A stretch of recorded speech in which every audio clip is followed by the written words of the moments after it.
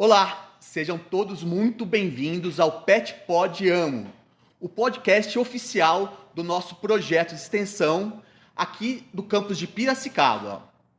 Hoje iremos falar sobre um assunto essencial para promover a qualidade de vida e o bem-estar dos nossos companheiros de quatro patas: a alimentação dos cães e dos gatos. Temos a honra de receber aqui a doutora Mara Martins, fundadora e proprietária do maior centro de longevidade pet do Brasil, o Fit Pet. Nós iremos falar aqui sobre tipos de ração, alimentação natural, quais alimentos não são tão recomendados ou perigosos, enfim. Esses e outros assuntos serão abordados nesse programa. Eu sou o Marcelo. Eu sou a Lívia. Somos alunos de medicina veterinária. Aqui, ao redor, temos também a Bia, que é de nutrição, as Isas, também de medicina veterinária, a Leandra, a Aline, a Giovana, e também temos a equipe da doutora Mara. Vocês podem ver que a gente está muito bem acompanhado. Doutora, muito obrigado. Eu gostaria, nesses momentos iniciais, que a senhora se apresentasse, também trouxesse para a gente aqui como é que você chegou até esse momento no sentido profissional. Perfeito. Obrigada, Marcelo. Obrigada, Lívia, pelo convite. Obrigada a toda a equipe. Na realidade, eu me formei pela Faculdade de Jaguariúna, né? Eu sempre amei essa área de nutrição. Bacana. E era algo que eu sempre busquei além da faculdade, né? Porque há 10 anos atrás, a gente acabava não tendo esse conteúdo na nossa grade. Então, muitos cursos sempre, desde a graduação, né, semanas acadêmicas, né, esses projetos de extensão que vocês estão fazendo, isso é muito importante para a gente conseguir ter conteúdo que muitas vezes a gente não tem no nosso dia a dia ali na grade curricular. Né? Depois eu fiz pós-graduação na área de fisiatria, fisioterapia e reabilitação pelo Instituto Bioéticos. E atualmente eu estou pós-graduanda em odontologia veterinária, que também é uma área que eu gosto muito. E lá na FitPet a gente também vai desenvolver, vai trazer para a cidade, na realidade, um centro cirúrgico especializado nessa área. Que ótima notícia. Então sempre estudando. Também tem MBA em gestão de negócios pela Exalc, USP, porque com a fundação da empresa a gente acaba ficando mais nessa área de gestão, Perfeito, né, além perfeito. dos atendimentos também. E muitos cursos livres de extensão, intensivos, né, nessas áreas que a gente aborda lá dentro da FitPet. Legal. Muito obrigada. Bom, doutora, uma vez que a gente fez essa introdução, eu gostaria de iniciar tratando sobre o assunto das rações. As rações, vamos falar assim, as industriais. No primeiro momento, eu queria entender o porquê que ela é tão consumida, tão mais comercializada. Perfeito, Marcelo. Na realidade, eu acredito que ela é mais popular por conta da praticidade, né? É um alimento que dura muito tempo e por conta disso se popularizou. Mas a gente tem que lembrar também, né, que a ração ela é relativamente nova. Ela tem em torno de uns 165 anos aí, né? Ela se iniciou lá na Inglaterra como um biscoito, que na verdade era composto de carne seca e cereais, como se fosse um pão com carne, a princípio. Sim. E ao longo dos anos, lógico, ela veio cada vez mais atendendo às necessidades dos cães e dos gatos, conforme as diretrizes começaram a ser publicadas. E foi se entendendo as necessidades de macro e micronutrientes que esses animais precisavam. Legal. Né? Então, existem diretrizes internacionais que, inclusive eu, né, e toda a indústria da ração segue para formular essas dietas de forma mais balanceada possível. E a indústria pet food, de forma geral, é uma indústria bilionária, né? Fatura em torno de 20 bilhões de dólares por ano, então consegue contribuir de uma forma muito legal em relação à pesquisa, desenvolvimento. E, lógico, foi o start para essas diretrizes serem criadas. Sim, né? sim. Então, a indústria da ração é muito importante e faz parte, na verdade, também dessas pesquisas para se desenvolver a parte de nutrição. Legal. Assim, a gente percebe, pelo menos nós que já estamos um pouco envolvidos na área, quando a gente vai buscar alguma ração para os nossos pets, a gente vê algumas qualidades, vamos chamar de padrões, de características, né? Sim. Tem a standard, tem a premium, eu acho que é a super premium, né, doutora? Isso, perfeito. Queria saber, mais ou menos, como identificá-las, isso, na prateleira, e quais seriam, de fato, as indicações. Tá, perfeito. Existe sim essas categorias dentro das rações comerciais. Elas vêm também para conseguir ter um público diversificado ali. De forma geral, elas precisam atender, independente dessa classificação, elas precisam atender essas diretrizes, como eu comentei com você, e serem balanceadas. Perfeito. Mas aí a diferença entre essas categorias é a questão da qualidade desses ingredientes. Tá. Né? Então, a Super Premium, ela tem ingredientes de origem animal mais interessantes do que as Standard ou a Premium. Certo. Né? Tem um percentual de proteína um pouco mais elevado. Né? Tem, muitas vezes, carne mecanicamente separada, ao invés de somente farinha de vísceras ou ossos. O que faz com que a digestibilidade seja mais interessante. Né? Tem um pouco menos de carboidrato. Existem algumas marcas que eu tenho predileção em relação às rações, que seria a BioFresh, Fórmula Natural versão Fresh Meat e a Farmina ND. Ao meu ver, hoje no mercado brasileiro, essas são as que são muito mais interessantes em relação tanto a nível de macronutrientes como também os ingredientes. Essas, se eu não estiver enganado, elas também são classificadas como grain-free, né? Sem grãos, não é isso? Algumas delas sim, principalmente a Farmina, né? A Fórmula Natural também, versão Fresh Meat, elas têm essa questão de ser grain-free, né? Sem grãos, sem cereais. Legal. Mas as rações, de forma geral, elas acabam, querendo ou não, tendo carboidratos de alto índice glicêmico, que é um ponto importante que a gente precisa também se atentar caso o animal ele já tenha uma predisposição, por exemplo, a ter hiperlipidemia, que é o aumento do colesterol, do triglicérides. Perfeito. Eu acredito que, claro, eu trabalho com todos os tipos de alimentação, tanto ração seca, ração úmida, alimentação natural cozida, crua sem ossos, com ossos e dietas mistas, que seriam balancear essas modalidades. Certo. Mas eu sou a favor, na verdade, daquele alimento que é mais personalizado para aquele animal. Né? Não defendo uma única modalidade, eu defendo o resultado. O resultado da dieta que vai ser mais interessante, vai trazer mais vitalidade para aquele paciente, né? Manter esse animal em equilíbrio. Considerando ele como um indivíduo Sim, particular, sim, né? Sim, com certeza. E o tutor, quando, normalmente ele vai fazer a compra de uma ração, como que ele identifica pelo rótulo a qualidade dela?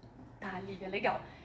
Bom, como eu comentei com vocês, tem os primeiros ingredientes, eles são os que a gente precisa se atentar. E é importante conseguir ler o rótulo das rações, né? Aquele primeiro ingrediente ali, que vai ser farinha de vísceras, né? A gente já pensa que é um subproduto ali de proteína animal.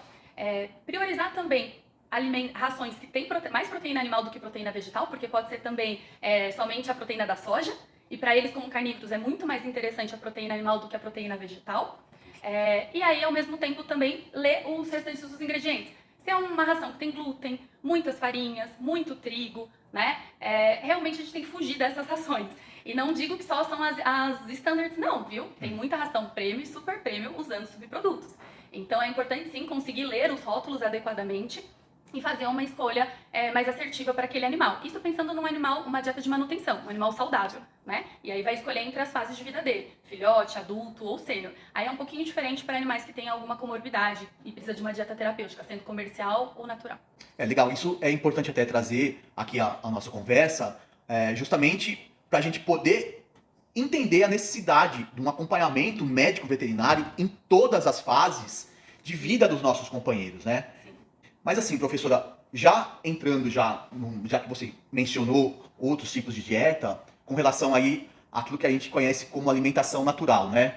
Quais seriam as características, como que a gente identifica essa alimentação natural? Tá. A alimentação natural, ela é uma dieta caseira, feita com ingredientes frescos, de alta qualidade. E é importante lembrar que não é dar arroz com frango e cenoura, né? Muito longe disso, na realidade.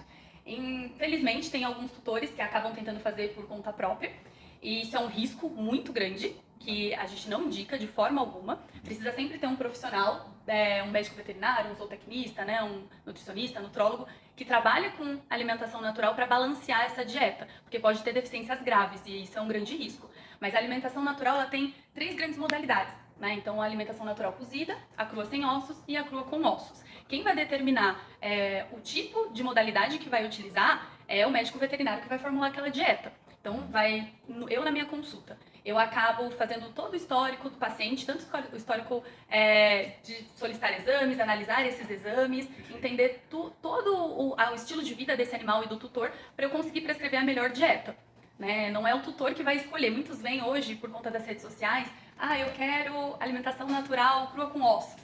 Só que, infelizmente, o organismo do animal dele, muitas vezes, não consegue digerir adequadamente uma dieta crua com ossos. Tá. Então, não vai ser indicado nesse primeiro momento. E aí tem uma conversa com o tutor e explico para ele que para o animal dele é muito mais interessante, de repente, uma modalidade cozida, onde tem uma digestibilidade muito mais interessante. Então a gente vai iniciar com essa. Muitas vezes esses animais estão há muito tempo numa dieta comercial, então eles têm algum grau já de desequilíbrio da microbiota intestinal. A gente precisa reequilibrar o pH estomacal desse animal para ele conseguir, no futuro, quem sabe, digerir adequadamente uma dieta crua. Então tem esse processo de adaptação, tem que ser feito todo... Sim, com certeza. Eu acredito que hoje, com as redes sociais, o pessoal acaba vendo que assim, é fácil tirar meu animal da ração e colocar ele numa dieta crua com ossos, né? E não é tão simples assim, muito pelo contrário. Eu tenho, assim, mais de 2.000 cardápios formulados, eu tenho uma experiência bem vasta nisso, e pela minha experiência, eu vejo que não é tão simples, a gente não consegue fazer a transição da ração para uma dieta BARF, uma dieta crua com ossos, tão facilmente assim, sem fazer uma modulação gastrointestinal nesse paciente. Cada um tem a alimentação ideal, né, para cada paciente. Sim, e também não é nada engessado, que é o que eu sempre falo, Lívia. O que acontece? Eles vêm com uma ideia assim, não, eu quero ir para a ração, né? Ou tenho medo, na verdade, de sair da ração e ir para uma dieta natural e meu cachorrinho não querer mais a ração quando eu precisar. E eu falo, fique tranquilo, porque a gente vai adaptar isso à rotina de vocês. Eu sou muito da praticidade. Então, eu acredito que a gente consegue fazer a transição dentro, vamos supor assim, da alimentação cozida. Dá para fazer uma dieta mista também, balanceando a ração com a dieta natural, porque se a gente não fizer esse balanceamento, né, a gente acaba desbalanceando uma dieta que já é balanceada, que é a ração, né? Se faz de forma inadequada, colocando a alimentação sem critério ali junto, acaba na realidade piorando algo que era para melhorar. E muitas vezes eu falo, a gente dou várias opções, então alimentação cozida, dieta mista ou ração, deixar tudo bem certinho para eles irem lá e só executar e congelar e dar todo o suporte para eles também. Mas mesmo assim a gente sabe que a ração tem essa praticidade. Então, nesses momentos, dá sim pra gente voltar para uma ração e depois ir para uma dieta mista ou voltar para uma 100% natural. É uma conversa bem tranquila, né? E a gente faz isso conforme a rotina dos tutores. Acho que assim, a gente conseguiu, então, trazer o contexto geral a respeito das ações, né, secas, embora também tenhamos as úmidas, mas esse contraste também com a alimentação natural. Novamente, eu vou repisar. A gente precisa sempre ter o acompanhamento de um médico veterinário para que ele possa orientar como se fazer essa transição ou como se dará essa alimentação ao longo da vida do nosso animalzinho.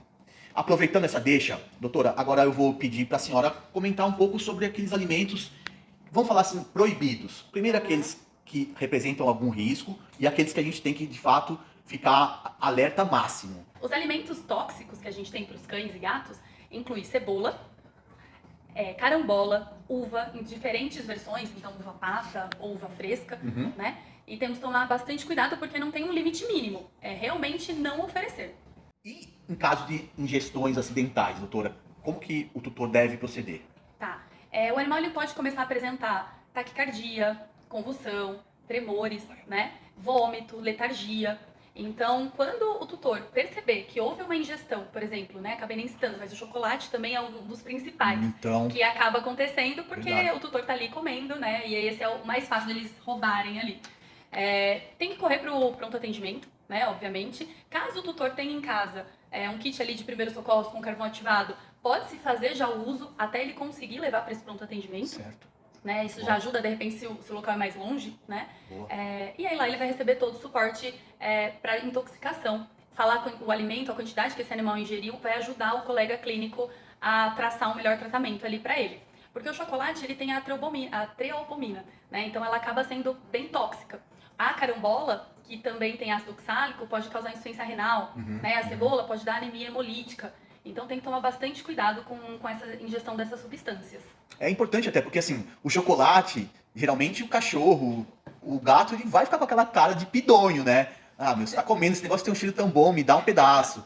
Ou ainda, às vezes, o cachorro tá meio prostrado ali, o gatinho, a gente vai querer fazer um mimo ali para dar uma comida, se a gente seguir somente com a ração seca, vai fazer alguma comida, mas eu vou usar a cebola para temperar, né? Sim. São coisas que estão infiltradas no nosso senso comum, que induzem a gente a dar pro cachorro, pro gato, e é um perigo, né? É um perigo. Eu sempre aconselho quando eles perguntam temperos seguros para utilizar na dieta caseira. Existem, na verdade, todos, é mais fácil falar os que tem tóxico, né? Porque todos os outros estão liberados. A gente sempre indica fresco ou desidratado, mas evitar cebola, cebolinha, né? Que é fácil de lembrar. Então, se cebola não pode, cebolinha também não pode.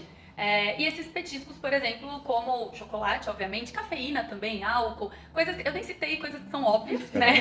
Espero que sejam óbvias na realidade, mas infelizmente ainda assim vem casuísticas na clínica geral, na internação, de todos os tipos de intoxicação, né? Até de maconha, de tudo, né? A gente já vê de tudo ali que o pessoal acaba utilizando de uma forma que não deveria e o animal tem intoxicação. Perfeito. Imagina isso aí, né? A máquina também somos. Aí você coloca uma música do Bob Marley lá e deixa ele pra doutora cuidar. Doutora, aproveitando então, você mencionou o petisco. Eu acho que essa é uma outra área que a gente poderia abordar aqui nessa nossa conversa, né? Primeiro, assim, com relação à frequência, quais os petiscos ideais, se a gente pode, aí, nesse caso, quem está tendo uma alimentação de ração, se podemos oferecer esses petiscos que seriam da alimentação natural. Queria saber um pouquinho mais sobre essa abordagem. Tá, perfeito, Marcelo. O que acontece? Os petiscos, existem os comerciais, né? A gente vai no pet shop, você vê uma infinidade ali de petiscos e você fica naquela dúvida de qual petisco escolher, qual que seria o mais adequado.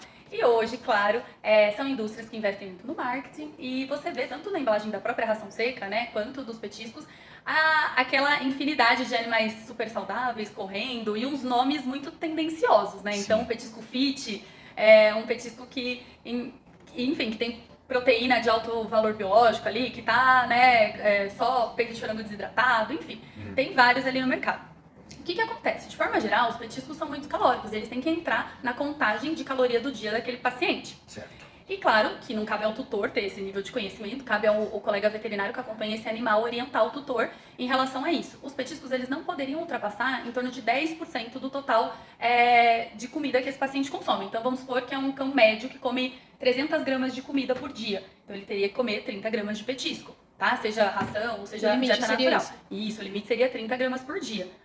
Isso pensando da gente não colocar esse petisco para ser calculado ali junto com a caloria do dia. Tá. Se é um paciente que já tem tendência ou já está com sobrepeso, obesidade, né, tá fora ali do peso ideal, o certo é cortar, evitar petiscos para a gente realmente conseguir um programa de emagrecimento de fato. A gente acredita que também seria interessante a gente colocou na pauta conversar sobre obesidade, né, porque é algo que vejo muito na minha rotina. E atendo muitos pacientes de programa de emagrecimento. E o petisco é um grande vilão desse programa de emagrecimento, muitas das vezes. Posso imaginar. Só que o produtor é muito importante emocionalmente, né? Oferecer o petisco. Eles vêm na consulta e falam, mas é um momento de conexão ali entre o tutor e ele. E eu não posso falar, não, vamos cortar. Então, a gente tem que ter um jogo de cintura ali, falar com o tutor, que seria interessante evitar, ou a gente trocar. Então, em vez de um petisco comercial, a gente colocar algo que seja mais saudável e menos calórico. Então, claro, né, chuchu, abobrinha, chuchu a cada 100 gramas tem 19 calorias. Então, a gente consegue oferecer um volume grande de petisco, cozinhar ele, às vezes, na carne, na água do caldo da carne, deixar ele um pouquinho mais saboroso, um pouquinho mais atrativo. Mas se o pet já tiver um apetite seletivo, não, de jeito nenhum ele não aceita o vegetal. A gente pode tirar a caloria da dieta principal, seja ração ou seja dieta natural, e aí contabilizar essa caloria do petisco. Pensando que normalmente eles excedem essa questão dos 10%, né? Porque dificilmente um tutor vai ali pesar a quantidade de petisco. Controla, né? E a questão maior, Lívia, é os animais pequenos, né? Porque eles a necessidade energética deles já é pequena, já é pouca, né? A caloria que ele precisa do dia para manter o peso ali ideal já é pouca. Um pouquinho de petisco que der já ultrapassa. E se o tutor tem um chihuahua e um labrador, normalmente ele vai dar o mesmo biscoito, né? Então mas é um biscoitinho pro chihuahua e pro labrador, né? E o chihuahua vai sofrer muito mais com isso, porque a necessidade energética que ele precisa é ainda muito menor. Esse petisquinho aí já ultrapassa, né? E esses petisquinhos que a gente vê até os fits, não é tão fit assim. Tudo industrializado, né? Eu sempre acabo indicando mais, se eles querem realmente oferecer algo natural mesmo.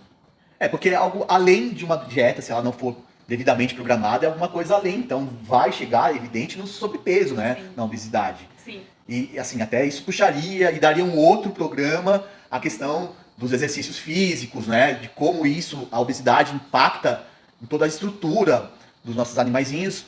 Mas assim, ainda com relação à obesidade, por meio da alimentação, eu acho que é via primária de nós atingirmos o objetivo de ele voltar ao peso ideal, score corporal ideal, né? Isso. Assim, eu sempre oriento os tutores, às vezes eles não têm ideia que o pet está fora do peso ideal. Né? É importante ensinar como eles conseguem identificar isso. Então, a gente tem o score de condição corporal, que é uma escala de 1 a 9. É uma escala visual e de palpação, que a gente consegue determinar ali se o animal está entre 4 e 5, que seria o peso ideal. Então, o tutor ele tem que olhar o animal visto de cima, em pé, né, em estação, visto de cima. Esse animal tem que ter uma cintura evidente. Quando ele passa os dedos nas costelas, sem fazer nenhuma pressão, ele deve conseguir contar essas costelas. Tá. Se ele está precisando fazer um nível de pressão ainda maior para conseguir contar essas costelas, esse animal já está indo ali caminhando para o sobrepeso ou até já está num grau de obesidade mais avançado. Né? Então, esse score de condição corporal a gente consegue achar no Google facilmente, né, para o tutor conseguir olhar lá e falar assim, ah não, meu pet está aqui, ó, tá no 7, então ele já está em sobrepeso. Sim. Ah não, meu animal está no 9, né, já está numa escala aí de uma obesidade mórbida, basicamente. Sim. E a obesidade, ela traz inúmeros malefícios pro paciente, né, é um organismo inflamado, é uma doença. Lógico. Apesar de que nas redes sociais a gente vê os memes com aqueles pets gordinhos, né, e o pessoal acha coisa mais fofa, compartilha e tudo mais. Infelizmente, a gente precisa de uma conscientização muito maior em relação a isso. Quando eu já percebi que, às vezes, quando o animal está no peso ideal, num score mais para 4, né, mais esbelto, mais magro, o tutor acha que ele está magro demais. E é, sim, necessário ver as costelas, dependendo da movimentação, ainda mais se o animal não for de pelo longo. Se ele ficar em pezinho, sim, pra gente ver essa costela, assim como nós, né? Se a gente se esticar, se alongar, ou dependendo do movimento que a gente fizer, as costelas acabam evidenciando. E é normal, não é que esse animal está magro demais. Claro que tem, sim, o score de condição corporal onde tem uma magrez excessiva, mas esses são casos mais específicos, onde tem animais resgatados, né? Sim. Dificilmente a gente vai ver tutores com... a menos que o animal tenha uma doença crônica ali, uma doença renal, uma diabetes, que está num estágio muito avançado, não está realmente ali equilibrado, e aí pode ser assim que esse animal comece a ter uma caquexia, que a gente fala, e aí precisa tratar essa caquexia, porque naturalmente já existe a sarcopenia, que é o processo natural de perda de massa muscular, tanto em nós quanto nos animais, por conta da idade. Né? E aí, nesse caso, tem sim alguns cães que às vezes estão realmente em um processo de doença que está causando daí a caquexia, que seria essa perda de massa muscular de uma forma que a gente não gostaria. Ainda em relação à obesidade, como que funciona quando o animal ainda está em questão tipo de treinamento com os petiscos? Tá, perfeito, Lívia. É um ponto bem importante, porque essa questão do reforço positivo que a gente faz com eles precisa, de fato, dar um petisco. Um incentivo ali para ele conseguir fazer todo o treinamento, seja filhote ou adulto. Né? É importante, na fase de filhote, como eles estão em fase de crescimento, não é tão importante essa questão da contagem da caloria de fato, até porque a caloria na fase de crescimento ela é muito maior do que na fase de manutenção a partir de 1 ano de idade. Então não impacta tanto. A gente acaba liberando filhotes, né, de até 1 ano de vida, os petiscos. Claro que optar por petiscos mais saudáveis, como a gente comentou, e para eles como carnívoros, muito mais interessante a gente oferecer proteína.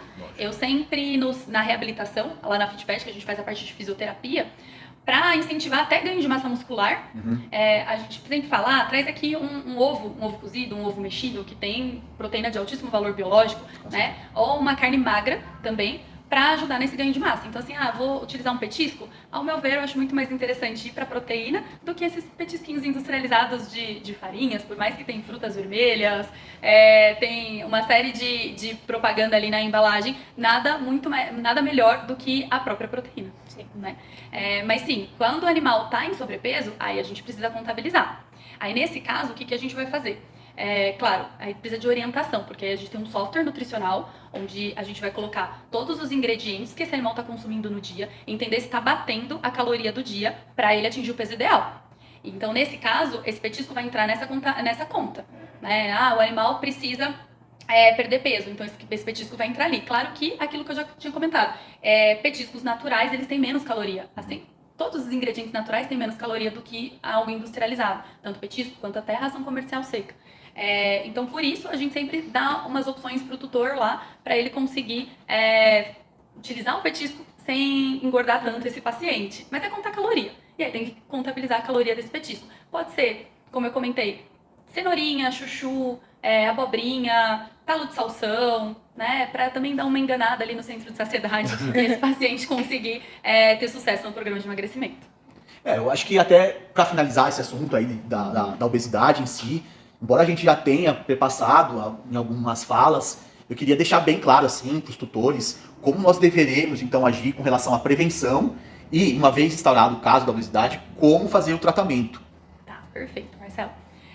Bom, o tratamento ele vai precisar de um acompanhamento médico para a gente conseguir, de repente, ter um sucesso ali melhor. Eu recebo muitos tutores me perguntando, já frustrados, que já tentaram esse emagrecimento muitas vezes por conta própria ou até com ajuda profissional, mas com rações terapêuticas, né, para esse intuito. Então, rações de obesidade, satiety, né, rações que têm alto teor de fibra, teoricamente, às vezes L-carnitina para ajudar ali no processo de emagrecimento. Tem um pouco menos de caloria em relação às versões de manutenção, mas ainda assim são alimentos muito calóricos. Então, o paciente ali, ele vai ter que comer uma quantidade pouca, né? Então, já é um paciente que deve receber muitos extras. Sim. E essas rações, vamos supor, vai ser uma quantidade ainda pouca. Uma ração de manutenção tem em torno de 4.000 quilocalorias. E uma ração de obesidade tem em torno de 3.000 quilocalorias. Não muda muito, não tem tanta diferença. Vai ser uns grãozinhos a menos ali. Sim. Né? E aí eu vejo que é isso que acaba dando muito insucesso no programa de emagrecimento. Né? Alguns colegas acabam falando, não pode dar alimentação natural de jeito nenhum, né? Não pode, ou colocar alimentos frescos ali na ração. E realmente, sem critério, não pode. Mas quando procura um profissional da área de nutrição e balanceia essa dieta junto com a ração, emagrecer é contar caloria. Então dá pra emagrecer sim, com qualquer tipo de dieta. Dá pra emagrecer com saúde, né? Sim, dá pra emagrecer com uma ração, né, pra esse intuito. Que até porque ela vai estar com a suplementação mineral vitamínica específica para aquela quantidade maior. Então, a gente não aconselha fazer esse processo de emagrecimento reduzindo drasticamente uma dieta de manutenção, porque pode ser que esse animal fique com uma deficiência nutricional. Perfeito. A gente indica sim, caso o tutor opte por ração, por usar uma ração de obesidade. E as light são diferentes. A light não é para perda de peso. Ela seria depois que esse animal atingiu o peso ideal, aí esse animal pode passar por uma dieta de manutenção com a light, mas dificilmente vai conseguir uma perda de peso com a light. E também as dietas mistas, que a gente poderia utilizar as rações terapêuticas para emagrecimento balanceado com uma dieta natural. E aí esse paciente vai acabar comendo um volume muito maior e quem sabe, né, a gente consegue enganar esse centro de saciedade. Até o tutor também vai ficar mais satisfeito em relação a dar um volume maior. Esse paciente talvez não peça tanto, se bem que tem algumas raças que já existem estudos que comprovam que elas têm ali uma falta de um gene e esse animal nunca fica satisfeito. Labradores, principalmente labradores chocolate, né? A gente vê também que pug, né, bulldog, às vezes são pacientes que o quanto der, o quanto come. E aí tem que ter uma conversa com o tutor, explicar que muitas vezes esse animal não vai se sentir satisfeito e não é a questão do volume que a gente vai oferecer. Então, o volume já está adequado, balanceado e a gente realmente tem que entender isso e entender que o paciente, eu falo que não abre a geladeira, né? Então, é igual criança. Então, o tutor que precisa entender que isso é uma doença e realmente oferecer uma dieta adequada para esse paciente. Com a alimentação natural, eu vejo que a gente tem um sucesso maior por conta, principalmente, do volume. Então, emagrece comendo muito. Tá. Né? Eu tenho muitos casos de antes e depois de pacientes que, por exemplo, a gente tem agora, hoje mesmo foi uma que emagreceu um monte, né? A gente ainda está no processo, tem uma Golden que emagreceu ali 11 quilos, ainda estamos no processo de emagrecimento e comendo 900 gramas por dia. Quase 1 quilo de comida por dia. E muitas vezes chega a 1 quilo de comida por dia, perdendo peso. Ainda que a Golden, se eu não me engano, tem uma predisposição genética a ter displasia coxofemoral também, não é? Tem, eles têm também. Principalmente na questão quando acontece castração precoce. Castração. Né? Tá aí um ótimo tópico a gente entender, correlacionar esse fato da obesidade, por favor, doutora. E tem muita relação também. A castração, antes indicava-se o quanto antes melhor, vamos falar assim, né? E não era abordado os efeitos colaterais. Era como se a castração não tinha efeito colateral, né? Então só era passado para os tutores os benefícios da castração. E sabe-se que não é bem assim, né? Como tudo na vida tem vantagens e desvantagens, a castração também. A castração é tirar das gônadas, né? Então nas fêmeas os ovários e no macho os testículos. Perfeito. E aí não tem a produção dos hormônios, né? Desses hormônios reprodutivos. Então, por conta disso, a gente vai ter sim uma tendência muito maior a ganho de peso, né? Existem alguns trabalhos também que correlacionam a questão de maior predisposição a problemas articulares, como a displasia coxofemoral, e até cânceres mais agressivos do que o próprio câncer de mama. que a gente está castrando para evitar e acaba podendo predispor esse animal a ter tumores até mais agressivos, né? Então, hoje tem que indicar a castração com critério e não se indica mais ela tão precocemente. Então, é interessante sim esse animal ficar um período com o hormônio, principalmente nessa fase de crescimento de 1 ano de vida.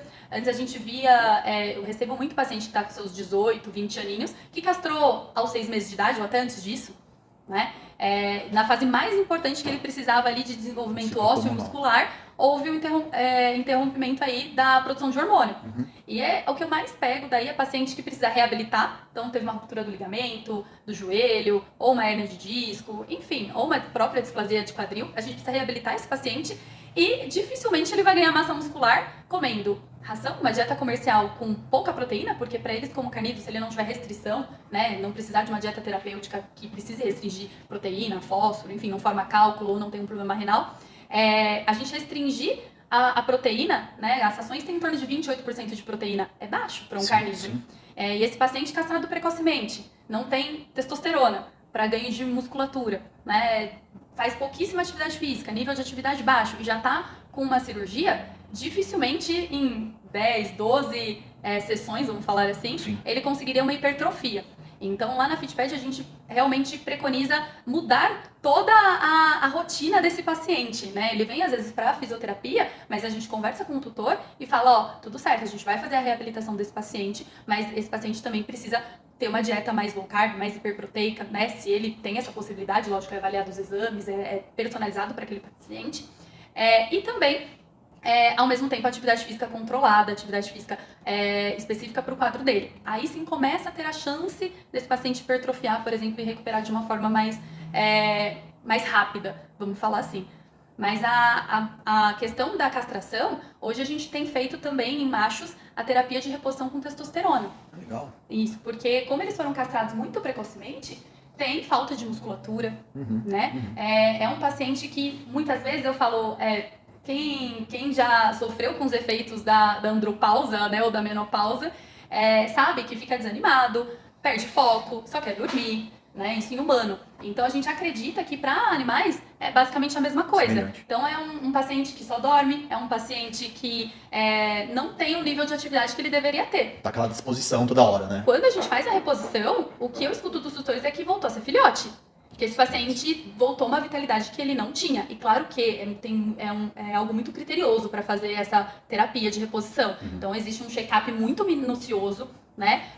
Porque também existem neoplasias, câncer, que são hormônio dependentes. E aí, se esse paciente tem qualquer predisposição a ter, ou já tem histórico de ter tido, né, neoplasia, óbvio que ele não é candidato para entrar numa terapia de reposição. Mas, caso contrário, a gente tem inúmeros benefícios também na terapia de reposição. É bem bacana. Então, a castração a gente indica agora com critério. Né? Quando eu era mais nova, eu via direto isso. O pessoal levava, tipo, eles faziam castração de graça, era em uma quadra, ia lá veterinários e castravam, todo mundo levava, porque era de graça, entendeu? Tá. Desde pequenininho. O que acontece é que a gente tá... Claro, são tutores que cuidam como filhos, é um membro da família. Sim. Então, nem tô abordando essa questão de controle populacional. Né? Então são cães que são tratados ali como membro da família e de hipótese alguma teria a possibilidade de uma gravidez indesejada, né? Impensada, né? Exato. Claro que tem sim suas indicações, controle populacional é uma delas. Então é um cão e um gato de rua, óbvio, né? Quanto mais cedo a gente conseguir castrar para conseguir doar de uma forma mais segura, sim, mas sabendo que, infelizmente, esse paciente vai sim ter alguns efeitos colaterais ao longo da vida, mas aí a gente pesa na balança, né? É um paciente que está procurando um lar e dificilmente a gente vai doar esse paciente sem estar castrado, porque senão a gente pode virar um ciclo ali de novo. Essa sim é uma indicação super clara. Mas pensando nos cães que são membros da família, né, já não tem mais essa indicação. Claro que é assim, não vou castrar e vida que segue, esse animal não vai vir fazer check-up? Não, muito pelo contrário. Se o tutor optar por não fazer a castração desse animal, entende-se que é um animal que precisa fazer check-ups anuais. Ponto. Então vai fazer um ultrassom sem ter nenhuma sintomatologia para entender como é que tá esses testículos, como é que tá a saúde desse ovário, né? Como é que tá a saúde desse útero. Então, isso com toda certeza. Tem que começar a introduzir a ida ao veterinário de forma preventiva. E claro, eu falo que os tutores da FitPet são os melhores possíveis, então é uma conversa que a gente consegue ter de uma forma assim bem tranquila, eles entendem isso e todo ano a gente faz check-up, eu solicito os exames, se tá tudo certo a gente segue assim. Dou suporte em relação ao cio das fêmeas, né? Porque agora pouca gente tá acostumado com fêmea no cio, Verdade. né? E caso o tutor tenha 2 animais, um macho e uma fêmea, existe também a questão da vasectomia e da laqueadura hoje para cães, que é pouco falado e pouco difundido. Claro que não tem tantos profissionais assim que executam no mercado, mas eu acredito que é questão de tempo. Então tem a opção sim também de procurar um profissional para fazer a vasectomia e a laqueadura. E aí você consegue preservar as gônadas, então esse animal continua produzindo hormônio, que é importantíssimo, não só para a parte reprodutiva, como por várias funções metabólicas, né? E ele não tem o perigo desses animais terem filhotes. Perfeito. Bom, pessoal, aqui a gente conseguiu, acho que tecer todos os tópicos principais aí no que diz respeito à nutrição animal.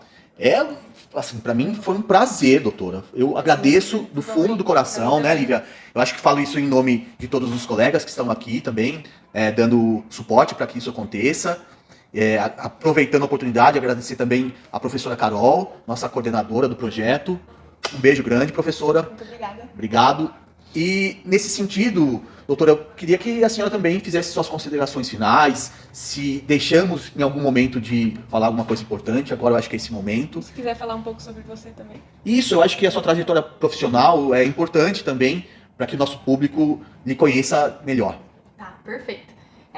Primeiro, eu que agradeço o convite, foi uma honra estar aqui. É algo que eu gosto muito de falar, né, e abordo todos os dias nas consultas com os tutores, e acho muito importante ter esse espaço aqui para esse conhecimento ser difundido, né, saber que existe também uma medicina integrativa diferente da alopática, onde tem uma outra visão da medicina, onde a gente não foca só na doença, né, e sim, na verdade, na prevenção, na saúde. Perfeito. E eu acredito que, assim, o que eu poderia passar para os tutores, para eles buscarem informação, eu trouxe até aqui um livro para indicar, né? Esse livro aqui, ele é ótimo, que é O Cão Eterno.